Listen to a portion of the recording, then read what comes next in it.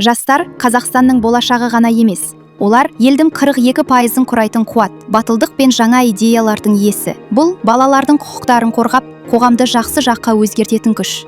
Жастар белсенді болғанда, қоғам өзгереді. Сол себепті ЮНИСЕФ әлемде жаһандық жастар қозғалысын құрып келеді. Ал бүгін Қазақстан осы үлкен тарихтың бір бөлігіне айналып отыр.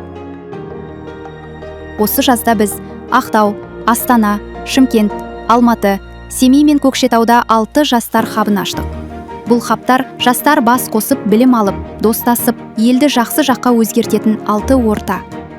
Бұл хабтарда жастар балалар құқығын қорғауды, зорлық зомбылықтың алдын алуды, психикалық денсаулықты қолдауды және эко-волонтерлікті үйренеді. Жастар мұнда пікірлес достар табады. Сонымен қатар ата-аналармен, мектептермен және мемлекетпен бірге күш біріктіріп, балалардың болашағы үшін әрекет етеді. Біздің басты мақсатымыз 10 мың жасты балалар құқығын қорғауға үйрету. Қазақстан бойынша 1 миллион баланың өміріне оң өзгеріс әкелу, 500 мың түп ағаш отырғызу, 500 тонна пластик жинау.